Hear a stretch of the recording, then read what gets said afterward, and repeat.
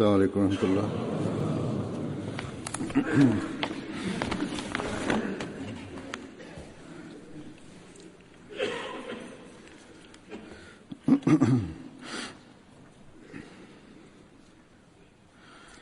أشهد أن لا إله إلا الله وحده لا شريك له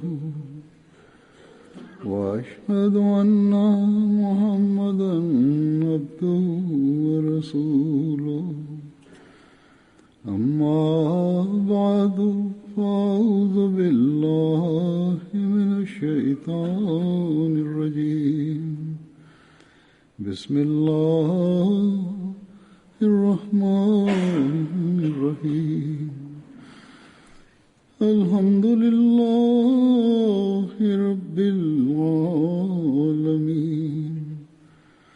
الرحمن الرحيم مالك يوم الدين إياك نعبد وإياك نستعين اهدنا الصراط المستقيم صراط الذين أنعمت عليهم غير المغضوب عليهم ولا الضالين.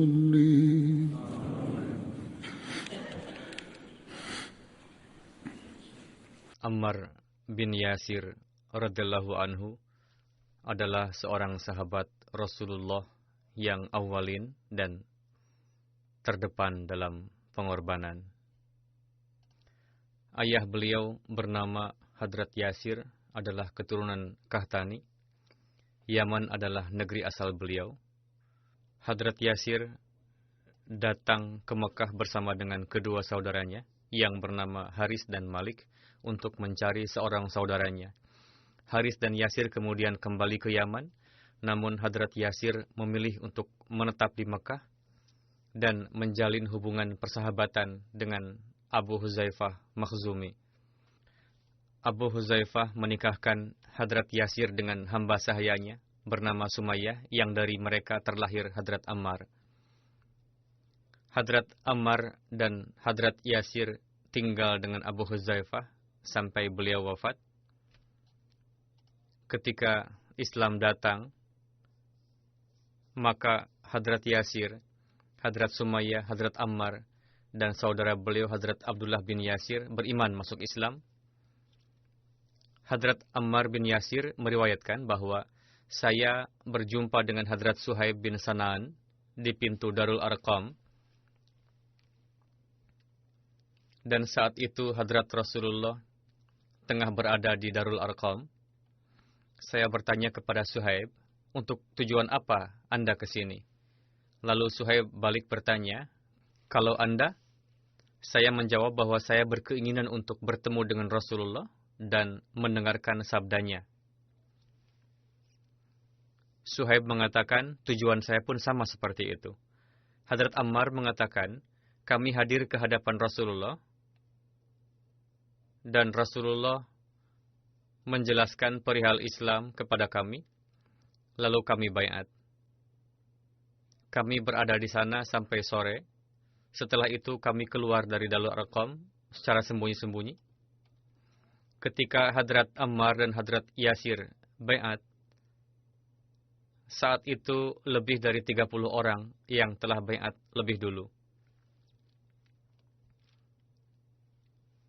Terdapat satu riwayat dalam Sahih Bukhari bahwa Hadrat Ammar bin Yasir mengatakan, saat itu saya melihat Rasulullah hanya ditemani oleh 5 orang hamba sahaya, 2 wanita, dan Hadrat Abu Bakar Siddiq. Berkenaan dengan para sahabat ini, Hadrat Muslim Maud radhiyallahu anhu menjelaskan bahwa dari antara para pembesar Makkah pun, banyak juga yang telah diberikan taufik oleh Allah Ta'ala untuk mengkhidmati Islam, Dan banyak juga dari kalangan miskin yang telah mengemban pengkhidmatan yang luar biasa kepada Islam. Sebagaimana Hadrat Ali termasuk dari kalangan pembesar, sebagaimana Hadrat Hamzah termasuk ke dalam kalangan pembesar, sebagaimana Hadrat Umar termasuk ke dalam kalangan pembesar, sebagaimana Hadrat Utsman termasuk dari kalangan pembesar. Sebaliknya dari itu, Hadrat Zaid, Hadrat Bilal, Hadrat Samrah, Hadrat Khubab, Hadrat Suhaib, Hadrat Amir, Hadrat Ammar, Abu Faqihah termasuk ke dalam kalangan sahabat yang miskin. Seolah telah dipilih orang-orang untuk mengkhidmati Al-Quran dari kalangan pembesar dan juga dari kalangan orang-orang yang kecil.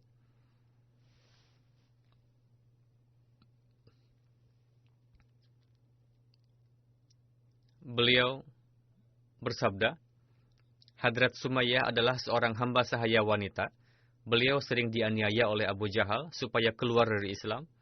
Namun karena keimanan beliau tidak goyah sedikit pun, maka suatu hari Abu Jahal marah lalu mensyahidkan beliau dengan menusukkan tombak pada kemaluan beliau.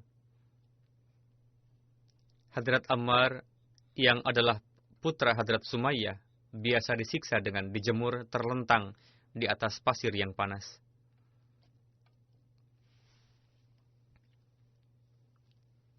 Urwah bin Zubair meriwayatkan dan tertulis di dalam sejarah bahwa Hadrat Ammar bin Yasir tergolong ke dalam orang-orang kecil di Makkah yang selalu disiksa supaya mau keluar dari Islam.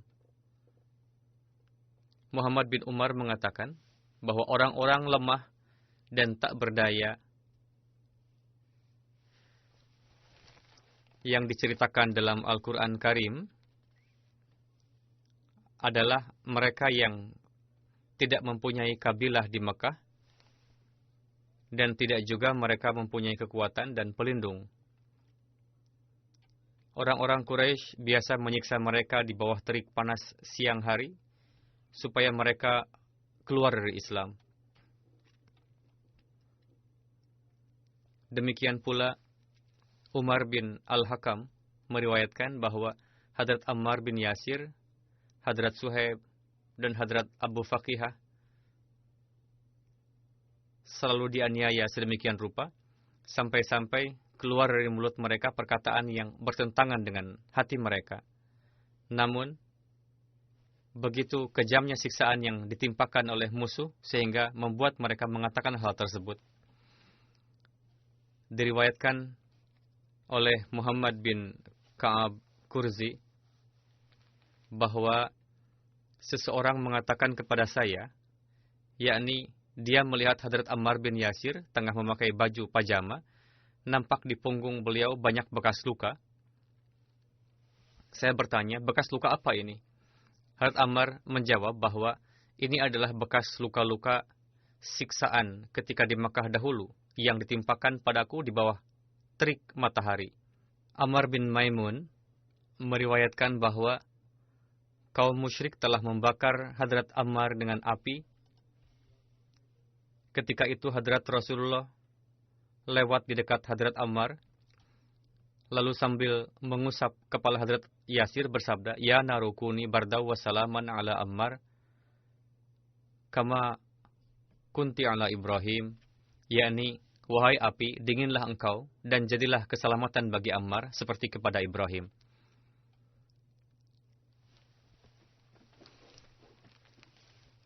Terdapat dalam riwayat juga bahwa Hadrat Utsman bin Affan meriwayatkan, saya beserta dengan Rasulullah tengah berjalan di lembah Mekah, dan saat itu Rasulullah tengah memegang tangan saya.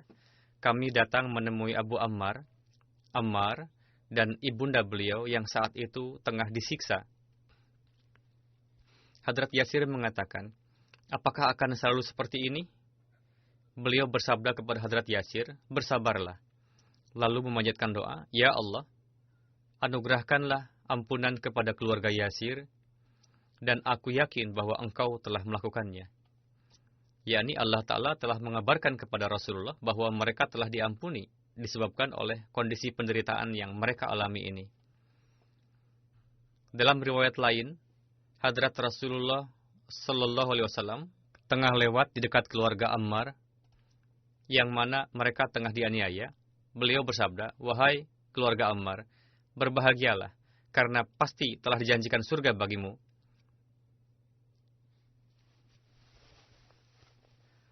Dalam riwayat lain dikatakan beliau tengah lewat dekat keluarga Yasir. Diriwayatkan oleh Hadrat Abdullah bin Mas'ud bahwa yang paling pertama masuk Islam adalah 7 orang. Rasulullah Sallallahu Alaihi Wasallam, Hadrat Abu Bakar, Hadrat Ammar, ibu beliau Hadrat Sumayyah, Hadrat Suhaib, Hadrat Bilal, dan Hadrat Miqdar. Allah Ta'ala melindungi Rasulullah dengan perantaraan paman beliau, Abu Talib, sedangkan Abu Bakar dengan perantaraan kaum beliau. Perihal jumlah yang terdapat dalam berbagai riwayat bisa saja keliru, karena sebelumnya disebutkan 30 orang yang telah menerima Islam ketika Hadrat Ammar bai'at. Namun ini adalah riwayat mereka yang jumlahnya banyak di awal tadi dan sering dianiaya. Diriwayatkan bahwa Hadrat Abu Bakar mendapatkan perlindungan dengan perantaraan kaumnya, dan selebihnya ditangkap oleh kaum musyrik, lalu dipakaikan pakaian besi dan dijemur di bawah terik matahari. Di antara mereka, selain Bilal, selebihnya sesuai dengan harapan orang-orang Quraisy. Bilal telah memfanakan dirinya bagi Allah Ta'ala. Beliau disiksa disebabkan oleh kaumnya. Kaum Quraisy menyerahkan beliau kepada anak-anak dan mereka menyeretnya di ganggang Mekah. Namun beliau terus mengatakan, "Ahad, Ahad, Esa, Esa." Orang-orang musyrik menyiksa Hadrat Ammar dengan memasukkan kepala beliau ke dalam air. Siksaan seperti itu juga yang masa ini diberikan di dunia ini kepada para musuhnya atau suatu negara kepada para narapidana. Namun siksaan yang diberikan pada zaman itu lebih keras dari ini. Dalam satu riwayat bahwa Hadrat Rasulullah menjumpai Hadrat Ammar yang tengah menangis saat itu. Hadrat Rasulullah mengelap air mata dari mata Hadrat Ammar dan bersabda, "Orang kafir suka menyeret kamu, lalu menenggelamkanmu ke dalam air, dan kamu mengatakan ini dan itu. Jika mereka mengatakan lagi hal-hal itu, jawablah lagi seperti itu." Secara rinci tertulis di dalam Sirat Khatamun Nabiyyin dan dari riwayat-riwayat lainnya juga dijelaskan oleh Hadrat Mirza Bashir Ahmad bahwa Ammar dan ayahnya Yasir dan juga ibunya, ibu beliau bernama Sumayyah, Bani Makhzum, yang mana Sumayyah pernah menjadi hamba sahaya mereka, sering menyiksa ketiganya, sehingga jika kita membaca kisahnya, maka badan pun merinding dibuatnya. Suatu saat ketika para pengikut Islam mendapat siksaan dan secara kebetulan Rasulullah menghampiri, beliau melihat ke arah mereka dan bersabda dengan nada yang perih, "Sabran ali Yasir, fa inna mau'idukumul jannah." Wahai keluarga Yasir, bersabarlah dan jangan tinggalkan kesabaran, karena sebagai balasan atas penderitaan ini, Tuhan telah mempersiapkan surga bagi kalian. Pada akhirnya Yasir wafat dalam siksaan itu, sedangkan paha wanita tua itu ditusuk tombak oleh Abu Jahal yang zalim dengan kejamnya, sehingga membelah tubuh beliau dan menembus sampai ke kemaluan beliau, sehingga wanita yang tidak berdosa itu menggelepar-gelepar akhirnya wafat pada tempat itu. Sekarang yang tersisa tinggal Ammar. Beliau pun disiksa dengan kejamnya oleh mereka dan dikatakan, "Sebelum kamu mengingkari Muhammad Sallallahu Alaihi Wasallam, kami akan terus menyiksamu." Karena sudah begitu menderita, pada akhirnya Ammar mengucapkan sesuatu perkataan yang tidak sesuai, sehingga mereka melepaskan Ammar. Namun setelah itu Ammar langsung datang ke hadapan Rasulullah sambil menangis keras. Beliau bertanya, "Apa yang terjadi, Ammar?" Beliau mengatakan, "Wahai Rasulullah, binasalah aku. Begitu kejamnya siksaan yang ditimpakan padaku, sehingga aku terpaksa mengatakan sesuatu mengenai Anda yang keliru." Beliau bertanya, "Bagaimana kondisi hatimu sendiri?" Beliau menjawab, "Hatiku masih mukmin seperti semula, dan tetap dalam kecintaanku kepada Allah dan Rasul-Nya." Beliau bersabda, "Kalau begitu baiklah, Tuhan akan memaafkan kesalahan kamu ini." Hadrat Masih Maud alaihissalam menulis beberapa catatan dalam buku beliau berjudul Chashmai Ma'rifat, perihal buku seorang Hindu, Prakash Devji, yang beliau tulis berkenaan dengan riwayat Rasulullah. Beliau alaihissalam bersabda, dan beliau juga menasihatkan kepada para Ahmadi untuk membeli buku yang ditulis oleh non-muslim tersebut dan membacanya. Beliau bersabda, beberapa catatan beliau tuliskan dalam buku Chashmai Ma'rifat sebagai kesimpulan dari kitab Brahmu, yakni sebagai berikut. Hadrat Rasulullah Sallallahu Alaihi Wasallam selalu bersabar atas setiap kezaliman yang menimpa diri beliau sendiri, bagaimanapun bentuknya. Namun ketika melihat musibah yang menimpa para sahabatnya, beliau begitu larut dalam kesedihan.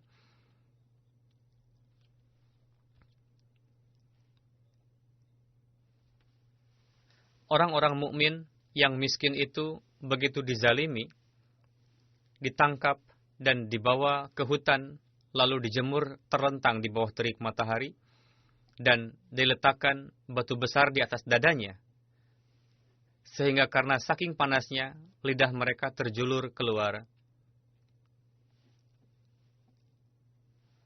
Banyak sekali jiwa yang melayang karena siksaan itu.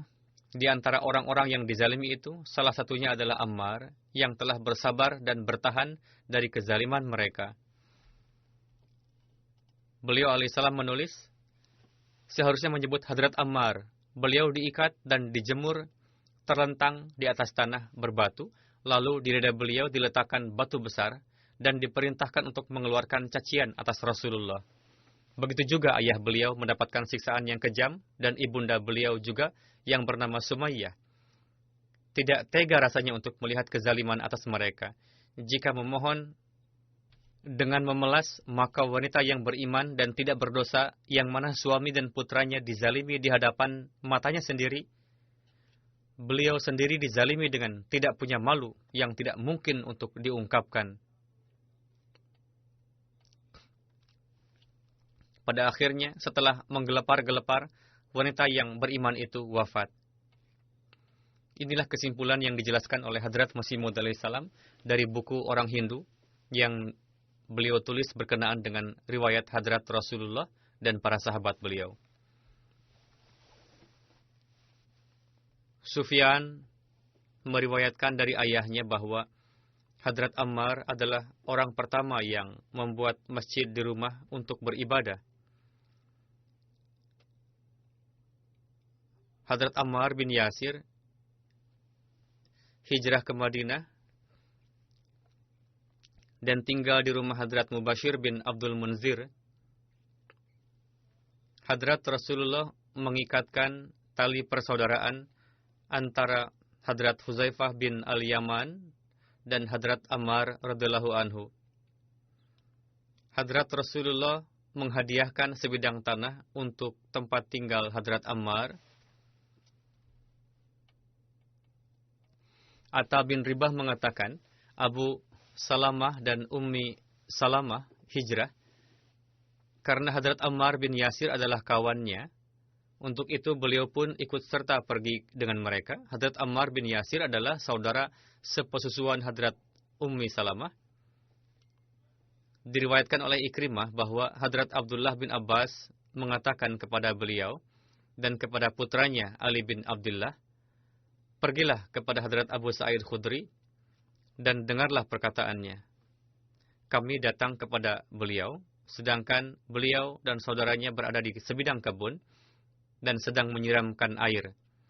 Ketika beliau melihat kami, lalu datang dan duduk sambil melipat kaki. Beliau menceritakan bahwa ketika membangun Masjid Nabawi, kami mengangkat satu persatu batu bata, sedangkan Ammar bin Yasir mengangkat batu dua-dua. Nabi Sallallahu Alaihi Wasallam lewat di dekat beliau, lalu Rasulullah menghempaskan debu dari kepala beliau dan bersabda, sangat disayangkan, para pemberontak akan membunuhnya, yakni membunuh Ammar. Ammar menyuruh mereka kepada Allah, namun mereka menyuruh Ammar kepada api. Hadrat Ammar selalu berdoa, aku berlindung kepada Allah dari kefasadan. Hadrat Abdullah bin Abi Huzail meriwayatkan, ketika Rasulullah membangun masjid, maka semua orang mengangkat batu bata. Begitu juga Hadrat Rasulullah dan Hadrat Ammar. Hadrat Ammar membacakan syair, Nahnul Muslimuna nabtanil masajid, bahwa kami umat muslim yang membuat masjid-masjid. Rasulullah bersabda, al-masajid, yakni seiring dengan itu, beliau selalu mengulang-ulangnya. Sebelum itu Hadrat Ammar sakit. Sebagian orang mengatakan bahwa kali ini pasti Ammar akan wafat karena terus bekerja keras, padahal baru sembuh dari sakit dan masih sangat lemah. Mendengar ini, Hadrat Rasulullah menjatuhkan batu bata dari tangan Ammar dan mengatakan, beristirahatlah kamu. Meskipun dalam kondisi yang sangat lemah, mereka tidak ingin luput dari pengkhidmatan. Hadrat Ummi Salamah meriwayatkan bahwa Rasulullah bersabda, kelompok pemberontak akan membunuh Ammar. Hadrat Ammar bin Yasir menyertai Rasulullah dalam peperangan Badar, Uhud, Khandak, dan seluruh peperangan. Beliau ikut serta juga dalam Bai'at Ridwan. Bai'at Ridwan adalah bai'at pada kesempatan perdamaian Hudaybiyah, ketika Rasulullah mengutus Hadrat Utsman ke Mekah sebagai duta untuk membicarakan sesuatu. Saat itu, kaum kafir menahan Hadrat Utsman, dan menyebarlah kabar di kalangan umat muslim bahwa Hadrat Utsman telah disyahidkan.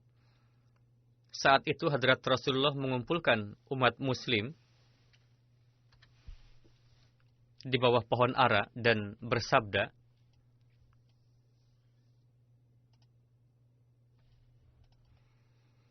pada hari ini aku ingin mengambil janji dari kalian, yakni tidak ada orang yang akan berpaling dan mempertaruhkan jiwanya dan tidak akan meninggalkan tempat ini. Berkenaan dengan pengumuman ini, dikabarkan bahwa untuk mengikrarkan janjinya, para sahabat saling menyentuh satu sama lain. Ketika terjadi bai'at, Rasulullah meletakkan tangan kiri beliau di atas tangan kanan beliau dan bersabda bahwa tangan ini untuk Utsman, karena jika dia ada pasti akan ikut. Ternyata kabar tersebut tidak benar. Hadrat Utsman datang, namun saat itu umat muslim telah bai'at dan berjanji bahwa permainan nyawa yang dilakukan oleh musuh pasti akan kami balas. yakni seorang duta yang telah diutus kepada mereka, yakni Hadrat Utsman, telah disyahidkan mereka.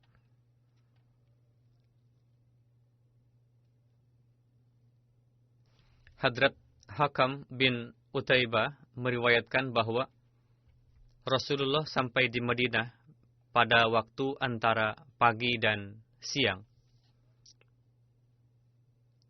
Hadrat Ammar mengatakan, hendaknya dibuatkan tempat untuk Rasulullah supaya beliau dapat duduk beristirahat di bawah naungan dan salat. Lalu Hadrat Ammar mengumpulkan batu dan meletakkan pondasi Masjid Quba, yakni masjid pertama yang dibangun dan dibuat oleh Hadrat Ammar. Hadrat Ibnu Umar mengatakan bahwa saya melihat Hadrat Ammar pada perang Yamamah yang tengah berada di ketinggian dan menyeru umat muslim. Beliau sangat pemberani. Beliau mengatakan, wahai umat muslim, apakah kalian berlari dari surga? Aku adalah Ammar bin Yasir, datanglah padaku. Lalu Ibnu Umar mengatakan, saya melihat satu telinga beliau telah terpotong dan bergerak-gerak, namun beliau tetap gigih bertarung. Tariq bin Syihab mengatakan, berkenaan dengan telinga yang terpotong itu, yakni ada seorang Banu Tamim yang mengolok-olok atas terpotongnya telinga beliau itu. Hadrat Ammar berkata padanya bahwa kamu telah mencaci maki telingaku yang terbaik, yakni telinga yang menjadi korban di jalan Allah Ta'ala ketika perang diolok-olok olehmu. Ini adalah telinga terbaikku. Hadrat Khalid bin Walid meriwayatkan bahwa saya telah berbincang dengan Hadrat Ammar, lalu saya berkata keras padanya. Hadrat Ammar bin Yasir pergi ke hadapan Rasulullah untuk mengeluhkan hal ini. Lalu saya pun pergi juga, dan memang dia tengah melaporkanku kepada Rasulullah. Saya pun bersikap keras padanya. Hadrat Rasulullah duduk terdiam, tidak berkata apapun. Hadrat Ammar mulai menangis dan berkata, "Ya Rasulullah, Anda tidak melihat keadaan Khalid?" Rasulullah mengangkat kepala dan bersabda, "Siapa yang memusuhi Ammar, maka Allah akan memusuhinya. Dan orang yang membenci Ammar, maka Allah akan membenci orang itu." Hadrat Khalid bin Walid mengatakan, saat itu tidak ada yang lebih aku cintai di dunia ini selain dari keridaan Hadrat Ammar padaku. Hadrat Khalid mengatakan, saya menemui Hadrat Ammar dan meminta maaf, dan beliau ridho padaku. Hal tersebut dijelaskan secara rinci, yakni Ashtar mengatakan bahwa saya mendengar Hadrat Khalid bin Walid mengatakan, Rasulullah SAW mengutusku ke perang Syria.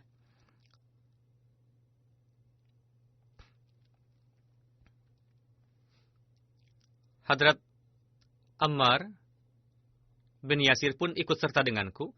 Di tengah rencana tersebut kami pergi kepada orang-orang yang diantaranya ada satu keluarga yang sedang membincangkan Islam. Hadrat Ammar mengatakan bahwa mereka adalah pemegang tauhid. Namun saya tidak menaruh perhatian pada perkataannya dan memperlakukannya sama seperti kepada orang-orang lain juga.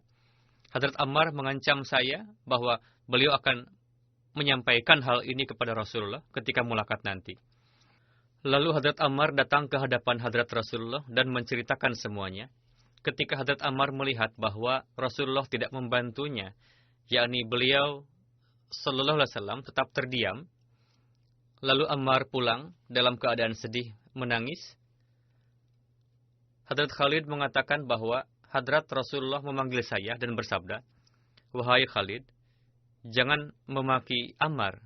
Karena barang siapa yang memaki Ammar, maka Allah akan membalas caciannya. Dan barang siapa yang benci kepada Ammar, maka Tuhan pun akan membencinya. Barang siapa yang mengatakan bodoh kepada Ammar, maka Allah akan mengatakan hal yang sama kepadanya."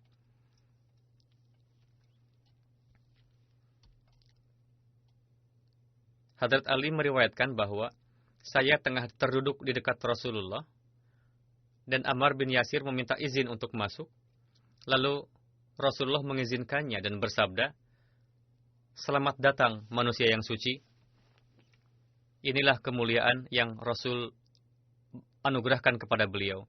Hadrat Aisyah meriwayatkan, Rasulullah SAW bersabda, jika diberikan wewenang kepada Ammar untuk memilih antara dua hal, maka dia akan memilih sesuatu yang di dalamnya terdapat banyak petunjuk dan nasihat. Hadrat Ammar bin Syarjil meriwayatkan, Rasulullah bersabda, keimanan telah mengalir kuat pada urat nadi Ammar bin Yasir, yakni benar-benar larut dalam keimanan. Hadrat Ammar bin Yasir tergolong ke dalam orang-orang yang dilindungi oleh Allah Ta'ala dari syaitan. Ibrahim meriwayatkan dari Al-Qamah, beliau mengatakan bahwa ketika saya pergi ke Syria, orang-orang mengatakan bahwa Abu Darda mengatakan, apakah di antara kalian ada orang yang diselamatkan oleh Tuhan dari syaitan? Sebagaimana Nabi sendiri telah bersabda berkenaan dengan Hadrat Ammar, ketika Hadrat Rasulullah bersiap-siap untuk menyerang Makkah, beliau merahasiakan rencana tersebut. Meskipun para sahabat tengah melakukan persiapan rencana itu, namun tidak diketahui oleh umum bahwa akan ada penyerangan ke Makkah. Pada saat itu, disebabkan oleh keluguan dan ketidaktahuannya, seorang sahabat Badri yang ikut pada perang Badar, Hatib bin Baltah, telah mengirimkan surat secara diam-diam ke Makkah melalui seorang wanita yang datang dari Makkah, yang mana di dalam surat tersebut terdapat informasi lengkap perihal kepersiapan untuk penyerangan ke Makkah. Wanita tersebut berangkat dengan membawa surat tersebut. Allah Ta'ala mengabarkan hal tersebut kepada Rasulullah. Untuk itu beliau mengutus Hadrat Ali bersama dengan 2-3 orang lainnya, yang diantaranya Hadrat Ammar bin Yasir, untuk mengejar wanita itu dan mengambil kembali surat tersebut. Dalam menceritakan kisah tersebut, Hadrat Khalifatul Masih pertama menjelaskan, ada seorang wanita bernama Sarah, penduduk Mekah, dibesarkan dalam keluarga Bani Hashim. Wanita itu datang kepada Rasulullah di Madinah, yang mana saat itu tengah dilakukan persiapan keberangkatan ke Mekah untuk Fatah Mekah. Hadrat Rasulullah bertanya padanya, apakah kamu lari dari Mekah karena masuk Islam? Dia menjawab, tidak, saya tidak datang sebagai Muslim, melainkan saat ini saya tengah membutuhkan bantuan, dan keluarga Anda selalu mengurusi saya. Saya datang kemari untuk meminta bantuan harta. Hadrat Rasulullah memerintahkan untuk memberinya bantuan. Lalu para sahabat memberikan wanita itu beberapa pakaian, uang, dan lain-lain. Lalu wanita itu kembali pulang ke Mekah. Ketika akan berangkat pulang, Hatib sahabat Badar tersebut memberikannya 10 dirham dan berpesan bahwa aku akan menitip surat padamu. Sampaikanlah surat tersebut pada penduduk Mekah. Lalu wanita itu menerimanya. Dalam surat tersebut, Hatib mengabarkan kepada penduduk Mekah bahwa Hadrat Rasulullah berniat untuk menyerang Mekah. Bersiap-siaplah kalian. Baru saja pergi dari Madinah, Rasulullah mendapatkan kabar dengan perantaraan wahyu Allah bahwa wanita itu membawa sepucuk surat. Lalu seketika itu juga Rasulullah mengutus Hadrat Ali dengan Ammar dan beberapa orang lainnya untuk menangkap wanita tersebut dan mengambil suratnya. Dan jika tidak mau menyerahkan surat tersebut, maka bunuh saja. Walhasil, utusan tersebut berhasil menangkap wanita tersebut di tengah jalan. Dia ingkar dan bersumpah mengatakan bahwa dia tidak membawa surat. Lalu Hadrat Ali menarik pedang dan mengatakan bahwa tidak mungkin kabar ini dusta. Kami mendapatkan kabar ini melalui wahyu ilahi. Pasti surat itu ada padamu. Karena takut melihat pedang, akhirnya dia mengeluarkan surat itu dari rambutnya. Ketika diketahui bahwa surat itu dari Hatib, maka Hatib dipanggil. Hadrat Rasulullah menginterogasinya, apa yang telah kamu lakukan ini? Dia menjawab, demi Tuhan, semenjak beriman, saya tidak pernah kafir. Masalahnya adalah, kabilahku di Mekah tidak ada yang menolong dan mengabari. Tujuan surat ini adalah semata-mata ingin supaya kaum kufar jangan menganiaya kabilah saya. Hadrat Umar mengusulkan supaya Hatib dibunuh, namun Rasulullah melarangnya dan bersabda, Allah Ta'ala telah menyatakan keridaannya atas para sahabat Badar dan bersabda, sudahlah, aku telah memaafkanmu. Kesalahan ini dilakukan karena ketidaktahuannya, bukan didasari niat untuk merugikan umat muslim. Hadrat Umar pernah menetapkan Hadrat Ammar bin Yasir sebagai gubernur Kufah. Beliau mengirimkan pesan kepada penduduk Kufah yang menyatakan bahwa amma ba'd, saya kirimkan Hadrat Ammar bin Yasir sebagai amir dan Ibnu Mas'ud sebagai muallim dan menteri. Pengaturan Baitul Mal pun diserahkan kepada Ibnu Mas'ud. Beliau berdua adalah termasuk di antara para sahabat besar Rasulullah yang ikut serta pada perang Badar. Untuk itu, taatilah dan ikuti keduanya. Saya lebih mengutamakan kalian di atas diri sendiri berkenaan dengan Ibnu Ummi Abd, Hadrat Abdullah bin Mas'ud. Saya telah mengutus Utsman bin Hanif ke daerah As-Sawad, Irak, dijuluki Sawad karena hijau. Disebabkan adanya keluhan dari penduduk Kufah, Hadrat Umar memberhentikan Hadrat Ammar bin Yasir Suatu ketika Hadrat Umar pernah bertanya kepada beliau, apakah pemberhentian ini telah membuat Anda kecewa? Hadrat Ammar menjawab, karena Huzur bertanya, saya sampaikan bahwa ketika Huzur menetapkan saya sebagai gubernur, saya pun sedih. Namun, sudah ditetapkan. Karena itu, saya taat. Dan saat ini pun saya kecewa ketika diberhentikan. Memang ada perasaan kecewa. Namun, beliau tidak mengatakan apa-apa dan taat sepenuhnya. Ketika diberhentikan pun, Hadrat Umar bertanya langsung. Beliau mengungkapkan isi hati yang merupakan kebenaran. Ketika orang-orang munafik dan pembangkang membuat kerusuhan di Madinah dengan memfitnah Hadrat Utsman, sayangnya disebabkan karena keluguannya, Hadrat Ammar bin Yasir pun termakan hasutan. Meskipun secara amalan, beliau tidak mendukung mereka dalam hal apapun, berkenaan dengan hal ini, Hadrat Khalifatul Masih kedua menjelaskan, hanya 3 orang penduduk Madinah yang bersama mereka pada waktu itu. Pertama, Muhammad bin Abi Bakar, putra Hadrat Abu Bakar, dan menurut para ahli sejarah, mereka menghormatinya disebabkan oleh ayahnya, Abu Bakar. Timbul pemikiran di benaknya bahwa saya terpandang, padahal secara duniawi tidak memiliki posisi apa-apa. Tidak juga pernah bergaul dengan Rasulullah.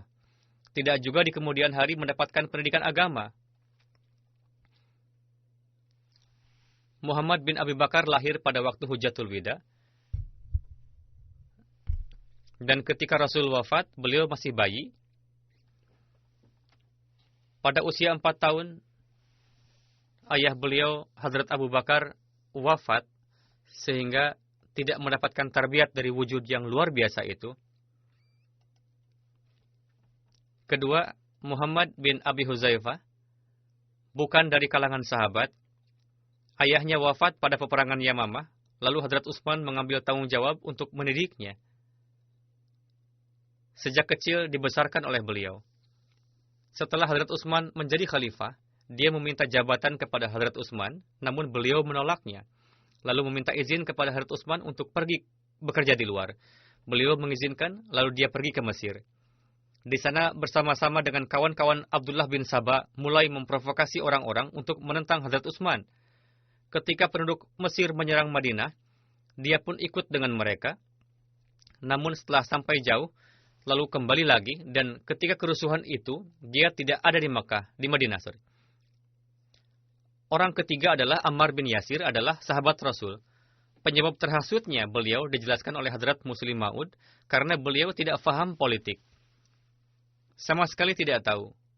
Ketika Hadrat Utsman mengutusnya ke Mesir untuk memberikan laporan perihal kepemimpinan gubernur di sana, maka Abdullah bin Sabah menjemputnya dan menghasutnya supaya menentang gubernur Mesir. Karena yang menjabat gubernur adalah seorang penentang keras Rasul sebelum baiatnya, dan baiatnya setelah Fatah Makkah. Untuk itu, beliau cepat sekali terhasut oleh mereka.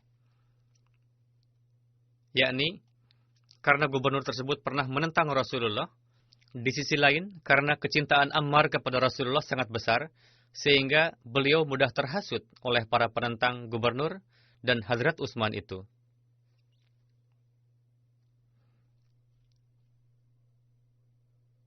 Beranggapan bahwa sebelum ini pun gubernur ini pernah menentang, mungkin tidak dengan sepenuh hati masuk Islam. Walhasil, setelah menghasut untuk menentang gubernur, perlahan-lahan mereka pun menghasut beliau untuk menentang Hadrat Utsman. Namun pada prakteknya, Hadrat Ammar bin Yasir tidak ikut dalam kekisruhan. Padahal meskipun ketika terjadi penyerangan terhadap Madinah, beliau ada di Madinah. Selain beliau duduk saja terdiam di rumahnya dan tidak ikut bergabung untuk melawan para perusuh itu, beliau tidak ikut serta dalam menciptakan kekisruhan. Kelemahan beliau saat itu adalah, meskipun saat itu tengah berada di Madinah, namun tidak ikut serta membantu dalam melawan para perusuh. Namun beliau tidak ikut bergabung dengan para perusuh. Untuk itu, dari sisi ini, beliau sama sekali terbebas dari perbuatan buruk para perusuh itu. Pada masa kekhalifahan Hadrat Ali, Hadrat Ammar bin Yasir selalu menyertai Hadrat Ali. Beliau ikut serta bersama Hadrat Ali pada peperangan Jamal dan Siffin. Abu Abdurrahman As-Silmi mengatakan bahwa pada perang Siffin kami beserta dengan Hadrat Ali, saya melihat Hadrat Ammar bin Yasir, yakni kemanapun beliau pergi atau mengarah, para sahabat Rasulullah mengikuti di belakang, seolah-olah beliau berperang sebagai panji bagi mereka. Abdullah bin Salamah meriwayatkan bahwa pada perang Siffin, beliau melihat Hadrat Ammar bin Yasir. Perang Siffin adalah peperangan yang terjadi antara Hadrat Ali dengan gubernur Syria, Amir Muawiyah. Katanya, saya melihat beliau radhiyallahu anhu sudah tua.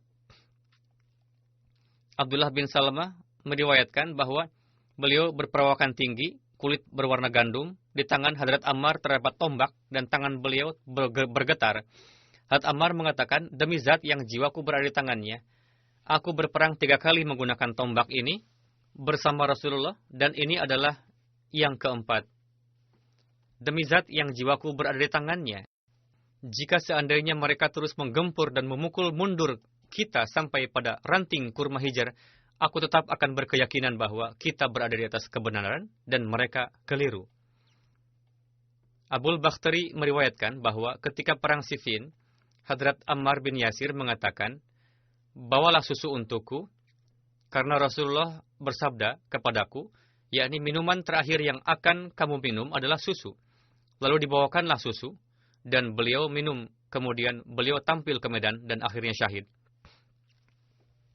Dalam satu riwayat, ketika susu dibawa kepada Hadrat Ammar, beliau tertawa dan berkata, Rasulullah telah mengatakan padaku, yakni minuman terakhir kamu adalah susu. Beliau bahagia karena pada hari itu akan syahid dalam keadaan tersebut.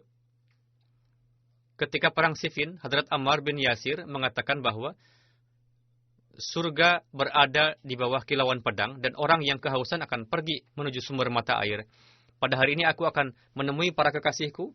Hari ini aku akan berjumpa dengan Rasulullah dan jemaat beliau. Abdurrahman bin Abzi meriwayatkan dari ayahnya ketika pergi menuju perang Siffin,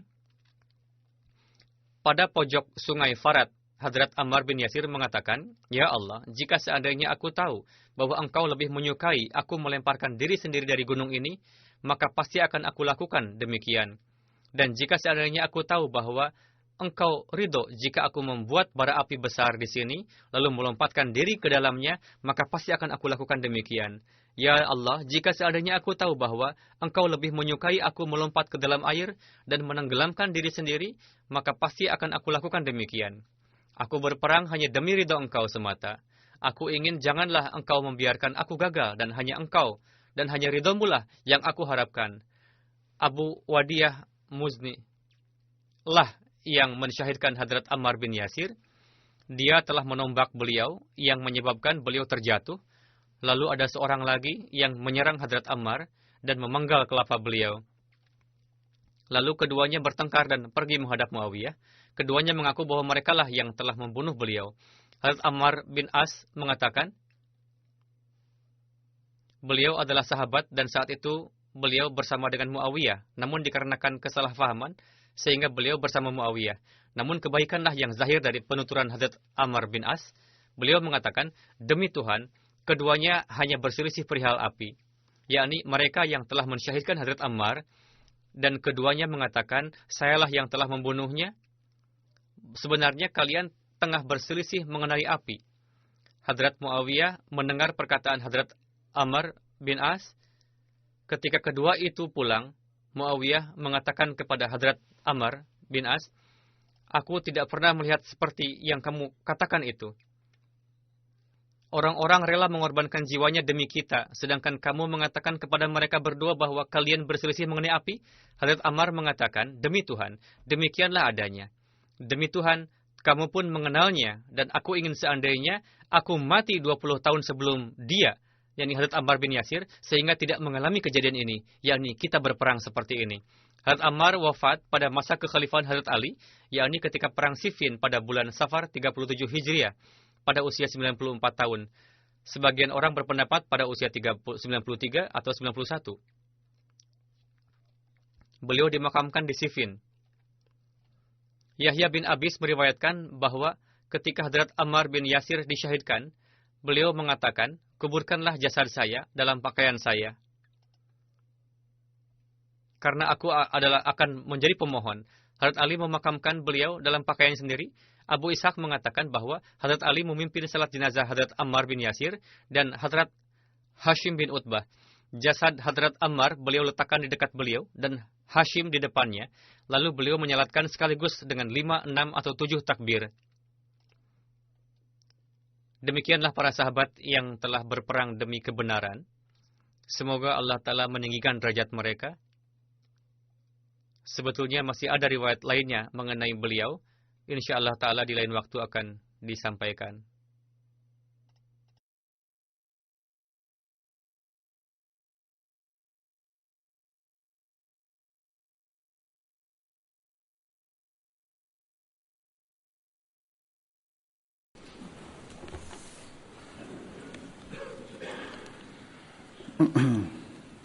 Alhamdulillah nahmaduhu wa nasta'inuhu wa nastaghfiruh wa nu'minu bihi wa natawakkalu alayhi wa na'udzu billahi min shururi anfusina wa min sayyiati a'malina. من يهده الله فلا مضل له ومن يضلل فلا هادي له ونشهد أن لا إله إلا الله ونشهد أن محمدا عبده ورسوله.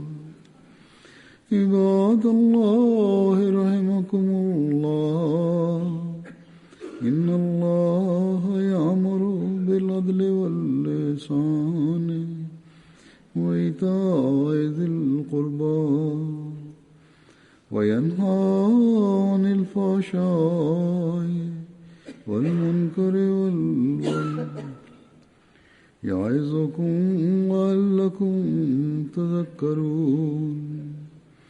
اذكروا الله يذكركم وادعوه يستجب لكم ولذكر الله أكبر.